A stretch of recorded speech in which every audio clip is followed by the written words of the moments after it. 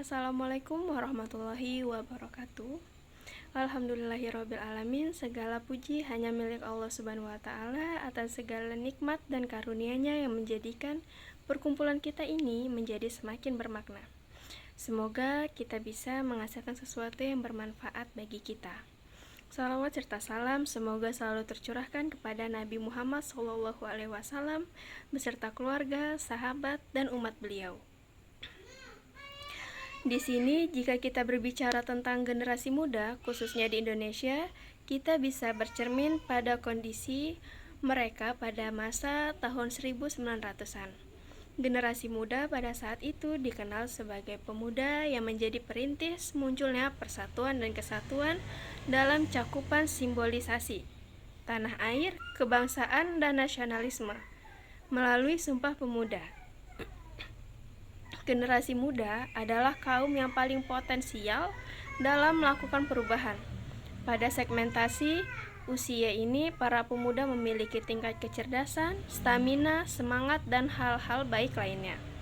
Oleh karenanya, pemuda dapat dikatakan sebagai pionir utama yang sangat berpengaruh terhadap peradaban di masa mendatang. Namun, bagaimanakah kondisi generasi muda di Indonesia pada saat ini? Banyak di antara pemuda yang terjerumus narkoba, pergaulan bebas, tawuran, dan beberapa kelakuan buruk lainnya.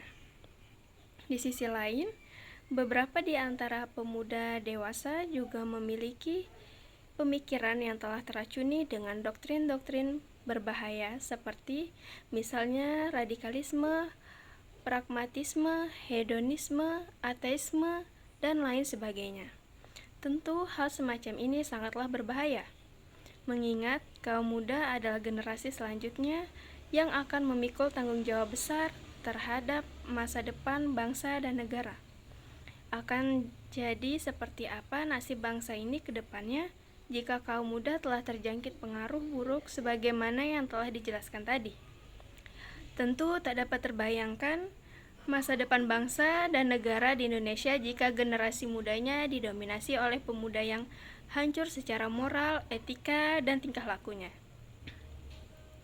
Bangsa Indonesia saat ini membutuhkan para pemuda yang memiliki semangat juang tinggi, berjiwa nasionalis, bertanggung jawab, cerdas, tekun, dan berani, dan terakhir religius.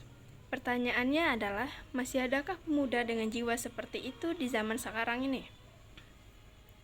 Sama seperti halnya sebuah peradaban, pembentukan karakter generasi muda tidaklah terakhir begitu saja. Terlebih generasi muda, harapan bangsa yang memiliki karakter cerdas, berjiwa nasionalis, religius, dan nilai-nilai idealis lainnya. Dibutuhkan adanya upaya-upaya pembentukan generasi muda yang semacam itu. Bukan hanya sebatas harapan, keinginan, atau bahkan impian kosong dalam mewujudkannya. Apa yang dapat dilakukan oleh para orang tua di zaman ini demi membentuk karakter idealis para pemuda? Lagi-lagi faktor pendidikan menjadi solusi utama dalam persoalan ini. Generasi terbaik di awal-awal pembentukan Negara Kesatuan Republik Indonesia terdahulu juga terlahir dengan sebab pendidikan sebagai latar belakang mereka. Pendidikan turut mengubah pola pikir yang selanjutnya akan berpengaruh pada perilaku dan sikap dalam bertindak.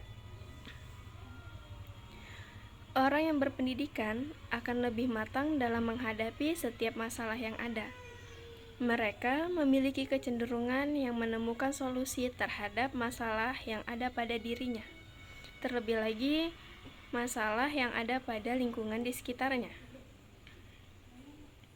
Pendidikan juga membawa kecerdasan dalam berpikir dan bertindak sehingga segala keinginan untuk berbuat hal negatif akan terfilter dengan sangat baik dalam diri seseorang. Pola pikir yang berlandaskan pendidikan tentu akan membuat seseorang berpikir terlebih dahulu sebelum berbicara, terlebih dalam melakukan tindakan apapun, sehingga perilaku buruk dan negatif akan dengan mudah terbendung dengan adanya pola pikir yang berlandaskan pendidikan. Di sisi lain, pendidikan juga memuat nilai-nilai karakter yang bertujuan membentuk pribadi generasi muda yang cerdas, berakhlak, bertanggung jawab, nasionalis, cinta tanah air, disiplin, dan lain sebagainya. Karenanya, urgensi pendidikan masih harus tetap ditanamkan ke dalam pribadi sebagai generasi muda untuk dapat belajar setinggi-tingginya demi kebaikan dan masa depan mereka. Secara tidak langsung, generasi muda yang terbentuk karakter idealnya akan berpengaruh pula pada perkembangan bangsa dan negara di masa depan. Mungkin ini saja yang dapat saya sampaikan melalui pidato singkat tentang generasi muda ini. Generasi muda adalah kader bangsa, penerus estafet perjuangan di masa depan.